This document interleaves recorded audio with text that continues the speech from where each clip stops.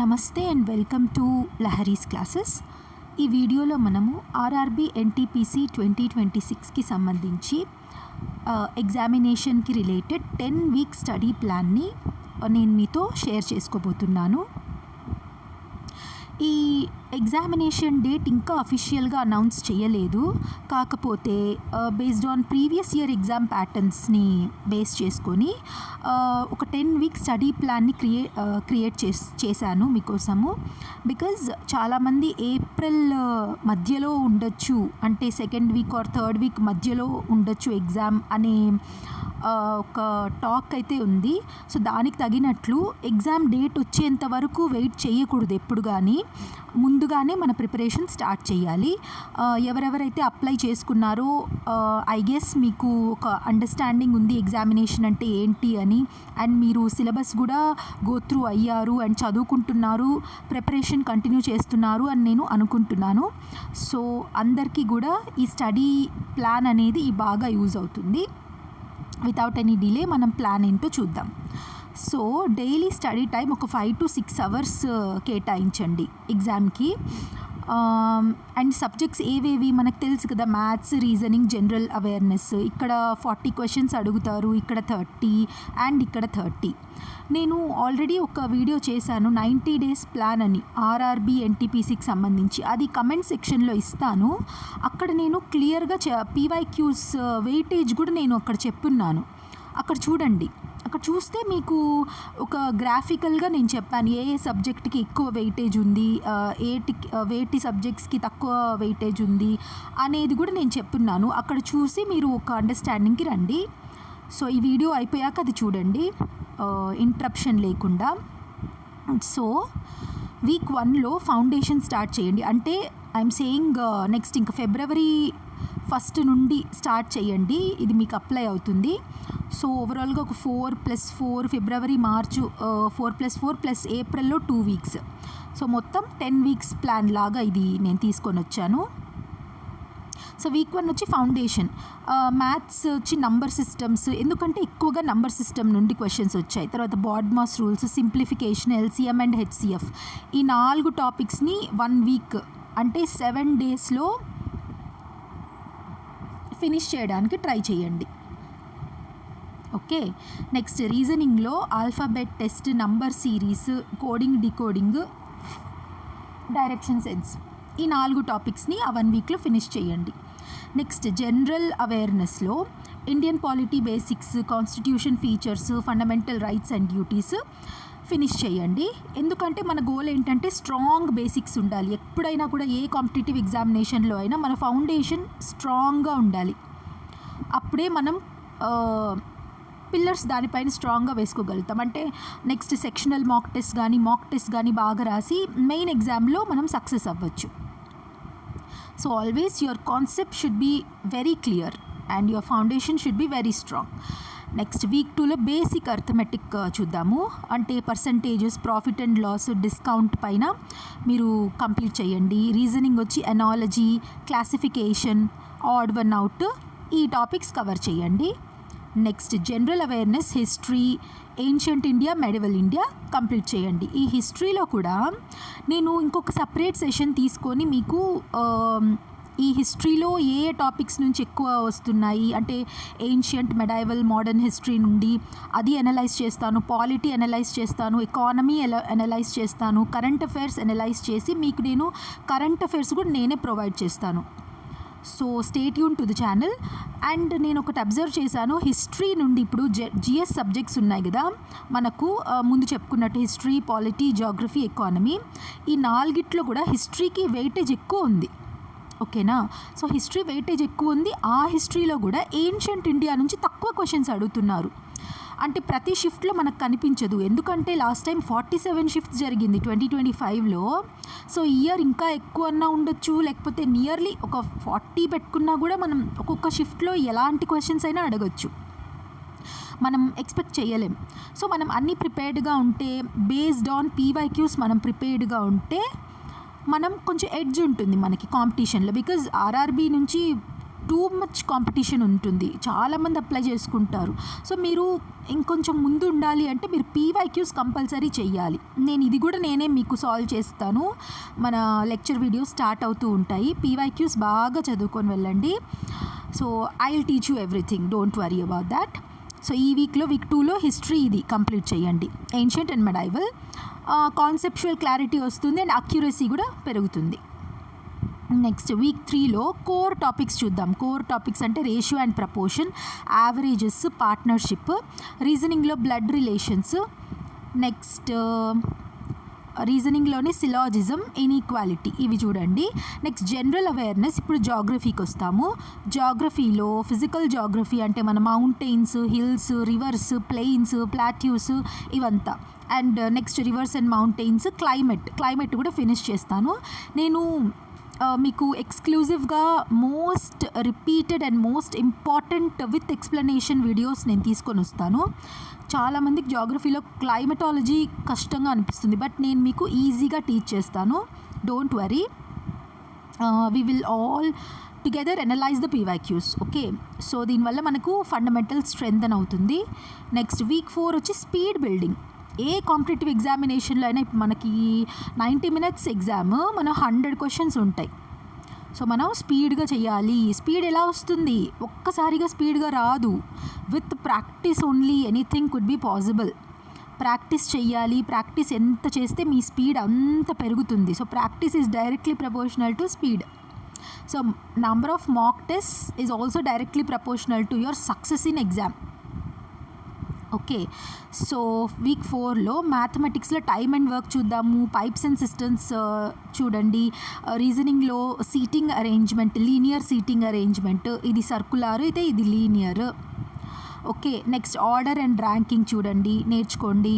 Next general అవేర్నెస్లో Indian economy, అక్కడ history, geography, polity అయిపోయింది. ఇప్పుడు ఇండియన్ ఎకానమీ. సో ఎకానమీలో జీడిపి కాన్సెప్ట్ మోస్ట్ రిపీటెడ్, ఇదైతే inflation, budget basics. So mostly అడగడానికి ఛాన్స్ ఉన్నది బడ్జెట్ నుంచి అండ్ ఎకనామిక్ సర్వే నుంచి కూడా. అలా అని మనము యూపీఎస్సీ వాళ్ళు ప్రిపేర్ అయినంత డీప్గా కూడా ప్రిపేర్ అవ్వాల్సిన అవసరం లేదు. ఆర్ఆర్బీకి అయితే నేను చెప్తాను ఏవేవి ఇంపార్టెంటో. నేను మీకు మోస్ట్ ఇంపార్టెంట్ బిట్స్ని ఎక్స్ట్రాక్ట్ చేసి మీకు నేను ఇస్తాను మొత్తం. సో క్యాలిక్యులేషన్ స్పీడ్ ఇంప్రూవ్ చేసుకోవడానికి వీక్. నెక్స్ట్ వీక్ 5 వచ్చి అప్లికేషన్ లెవెల్ అనమాట. అంటే మ్యాథమెటిక్స్లో కొంచెం application oriented topics, time, speed, distance, trains, boats and streams. అంటే టైమ్, స్పీడ్, డిస్టెన్స్లోనే ట్రైన్స్, బోట్స్ అండ్ స్ట్రీమ్స్ ఒక పార్ట్ కదా. సో వాటినన్నిటిని కూడా కవర్ చేయండి. అండ్ రీజనింగ్లో puzzles, basic puzzles, statement and conclusions. General అవేర్నెస్లో ఇప్పుడు science basics, physics and chemistry 10th level. And ఇక్కడ బయాలజీ కూడా. అండ్ సైన్స్లో చూసుకుంటే ఫిజిక్స్, కెమిస్ట్రీకి ఆల్మోస్ట్ సేమ్ వెయిటేజ్ ఉంది, కానీ బయాలజీ నుంచి ఎక్కువ క్వశ్చన్స్. సో మనం ఇది ఫోకస్ చేద్దాం. మీ ఓన్గా ఈ ప్లాన్ పర్సనలైజ్ చేసుకొని మీరు దాన్ని బట్టి చేయండి. నేనేమో మీకు మన ఛానల్లో మోస్ట్ ఇంపార్టెంట్ క్వశ్చన్స్, టాపిక్స్ నేను ఎక్స్ప్లెయిన్ చేస్తాను. Okay, don't worry. So practice exam level క్వశ్చన్స్ని మీరు ప్రాక్టీస్ చేయండి. ఎగ్జామ్ లెవెల్ క్వశ్చన్స్ అంటే మనకేంటి, మన ఆధారం ఏంటి? Only PYQs and mock test, అంతే. So next advanced level. ఇది మెన్సురేషన్. అడ్వాన్స్డ్ మ్యాథ్స్లో వచ్చి మెన్సురేషన్ 2D 3D వస్తుంది అండ్ ఆల్జీబ్రా బేసిక్స్ వస్తాయి. నెక్స్ట్ రీజనింగ్లో డేటా సఫిషియన్సీ, డెసిషన్ మేకింగ్, ఇవి చాలా ఇంపార్టెంట్. నెక్స్ట్ ఈ బయాలజీ వచ్చి వీక్ 6లో బయాలజీ వచ్చింది. ముందు మనం ఫిజిక్స్, కెమిస్ట్రీ చదివాం కదా, ఇప్పుడు బయాలజీ చూడండి. ఎక్స్క్లూజివ్గా ఓన్లీ బయాలజీ సబ్జెక్ట్ ఒక్కటే ఇచ్చాను. అక్కడ ఫిజిక్స్, కెమిస్ట్రీ కలిపి మీరు చదవచ్చు. ఇక్కడ మాత్రం బయాలజీకి ఎక్కువ టైం కేటాయించాలి, ఎందుకంటే వెయిటేజ్ ఎక్కువ కాబట్టి. So human body, diseases, nutrition, vitamins అవి ఉంటాయి కదా చాప్టర్స్. నెక్స్ట్ ఏమేమి ఉంటుంది, ఎస్పెషలీ బ్రెయిన్, హ్యూమన్ బాడీలో బ్రెయిన్కి, హార్ట్కి సంబంధించింది ఎక్కువ క్వశ్చన్స్ వస్తాయి. సో అలాగా నేను ఇండివిజువల్గా వీడియోస్ చేసినప్పుడు మీకు క్లియర్గా చెప్తాను. సో ఇప్పటికైతే మనకు కంప్లీట్గా అయిపోతుంది ఫుల్ సిలబస్. నెక్స్ట్ వీక్ 7 వచ్చి ఫుల్ సిలబస్ రివిజన్ చేయాలి. Revision is very important. Already exam రాసి CBT 1 ఒకసారి పాస్ అయ్యి లేకపోతే కొద్ది మార్క్స్లో మిస్ అయిన వాళ్ళకి రివిజన్ వాల్యూ బాగా తెలుస్తుంది. ఎంత రివైజ్ చేస్తే మీరు సక్సెస్కి అంటే ఈ ఎగ్జామ్ క్వాలిఫై అవ్వడానికి అంత దగ్గరగా ఉంటారు. రివిజన్ ఈజ్ ద మస్ట్ చెప్పాలంటే. ఎన్నో రకరకాల టాపిక్స్ చదివేసాము అనడం గొప్ప కాదు. మనం చదివిన మోస్ట్ ఇంపార్టెంట్ టాపిక్స్ని మల్టిపుల్ టైమ్స్ రివైజ్ చేయడమే గేమ్ చేంజింగ్ థింగ్ అనమాట. So revision is the key.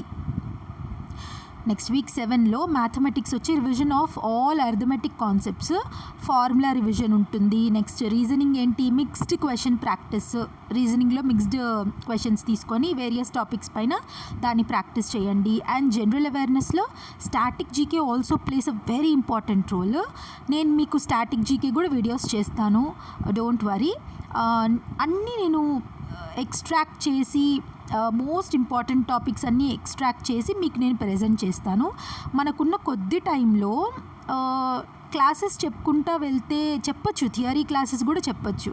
కానీ మనకు ఒక 6 months 7 months ఉంటే థియరీ క్లాసెస్ చెప్పుకుంటూ నేను వెళ్ళిండేదాన్ని. కాకపోతే మనకి తక్కువ టైం ఉంది కాబట్టి ఇప్పుడు ఎక్కువ రివిజన్ చేయాలి అండ్ ఫోకస్ ఎక్కువ ప్రాక్టీస్ పైన ఉండాలి అండ్ టైం మేనేజ్మెంట్ పైన ఉండాలి. ఈ రెండు కరెక్ట్గా జరిగితే టైం మేనేజ్మెంట్ ఆటోమేటిక్గా అవుతుంది. So that is important. Next static జీకేలో national parks, dams, rivers, awards and మన ఆర్ట్ అండ్ కల్చర్ కూడా ఉంది. నేను మీకు చెప్పిస్తాను. టెంపుల్స్ కానీ architectural styles of those temples, pottery ఉంటుంది కదా, ఏన్షియంట్ సివిలైజేషన్ నుంచి పాటరీ ఎలా చేంజ్ అవుతూ వచ్చింది, ఇలా మల్టిపుల్ క్వశ్చన్స్. నెక్స్ట్ ఎందుకు అంటే మన goal improving the memory and retention. Revision is for this purpose only, no. So అందుకు. నెక్స్ట్ వీక్ 8 వచ్చి mock test phase 1. Yes, this is the most important phase, mock test practice. Mock test అంత బాగా practice చేయాలి. And mock test మేము 100 రాసాము 200 రాసామని గొప్పగా చెప్పుకోవడం కాదు. మీరు ఒక 10 మాక్ టెస్ట్ రాసినా కూడా ఆ 10కి 10 10 మాక్ టెస్ట్లో 100 క్వశ్చన్స్ అంటే 1000 క్వశ్చన్స్ని అనలైజ్ చేయాలి. Analysing the mock test is very important, very very important. Analyse చేసి తర్వాతే చేస్తేనే మీకు కాన్ఫిడెన్స్ వస్తుంది. ఎక్కడ మీరు మిస్టేక్స్ చేస్తున్నారు, ఎక్కడ మనం ఇంప్రూవ్ అవ్వాలి అనేది మీకు తెలుస్తుంది. So analysis of mock test is really important. So 8th వీక్లో 2 full length మాక్ టెస్ట్ రాయండి and detailed analysis of mistakes. ఇదే నేను చెప్తూ ఉన్నా, మిస్టేక్స్ని అనలైజ్ చేసుకోండి. వీక్ ఏరియాస్ ఉంటాయి కదా, వాటిని రివైజ్ చేసుకోండి. that thing you can do. And general అవేర్నెస్లో current affairs very important role play చేస్తుంది. జనరల్ అవేర్నెస్లో హిస్టరీకి కరెంట్ అఫైర్స్కి ఈక్వల్ ఇంపార్టెన్స్ ఇవ్వాలి. సో నేను మీకు కరెంట్ అఫైర్స్ కూడా నేను ప్రొవైడ్ చేస్తాను. Don't stress about current affairs. Important liners, 1 లైనర్స్గా కానీ MCQsగా కానీ నేను మీకు తీసుకొని వస్తాను.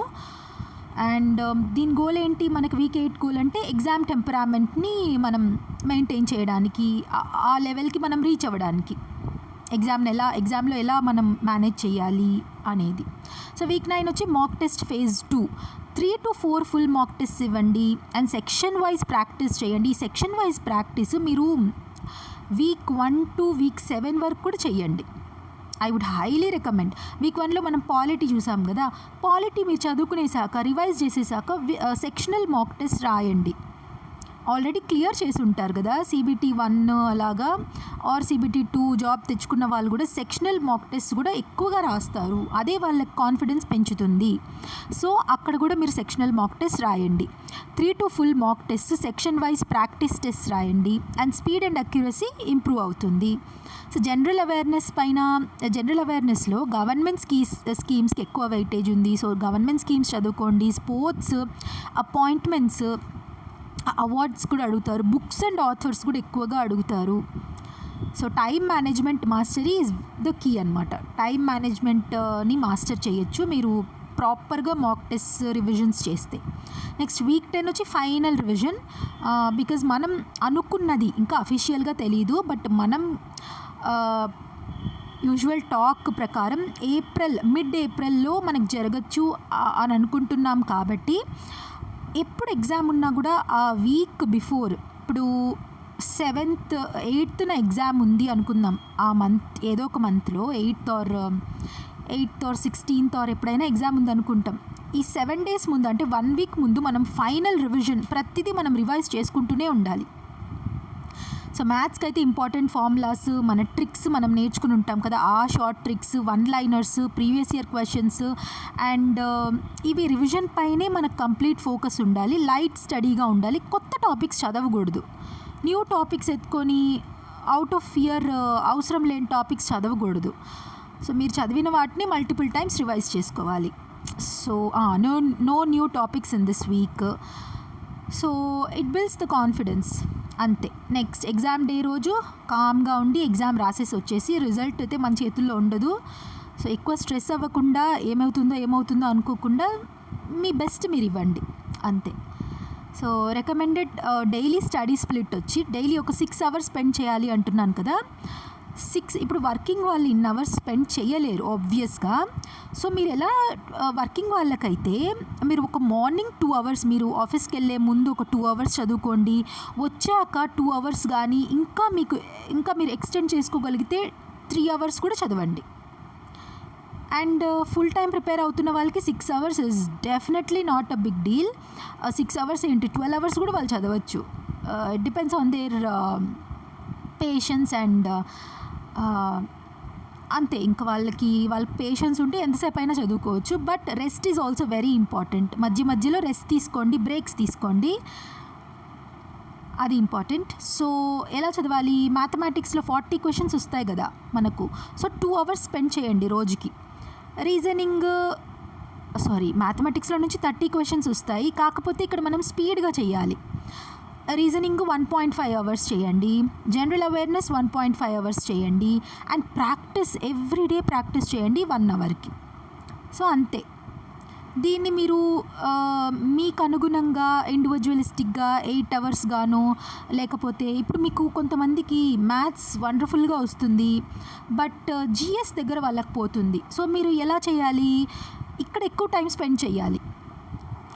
అలా అని మ్యాథ్స్ని నెగ్లెక్ట్ చేయకూడదు.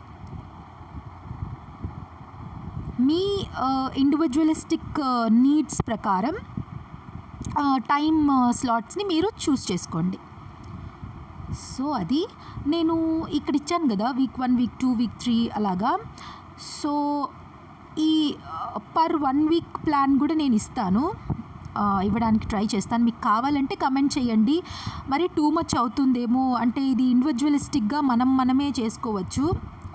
1 weekలో అంటే వాళ్ళు ఎప్పుడెప్పుడు నైట్ షిఫ్ట్స్ వర్క్ చేసే వాళ్ళు ఉంటారు కదా, వాళ్ళ ఓన్గా వాళ్ళు ప్రిపేర్ అవ్వాలి. సో వాళ్ళు వర్కింగ్ ఉంటారు. ఇలా మల్టిపుల్ థింగ్స్ ఉంటాయి. సో వాళ్ళు ఇండివిజువలిస్టిక్గా చేసుకోండి. కాకపోతే మీకు ఎవరికైనా కావాలి అంటే కమెంట్ చేయండి. And that is it for today's video. All the very best. Thank you so much for watching till the end. So and subscribe చేసుకోండి ఛానల్కి, ఎందుకంటే ఇంకా క్లాసెస్ స్టార్ట్ చేస్తాను నేను ఆర్ఆర్బీ ఎన్టీపీసీకి.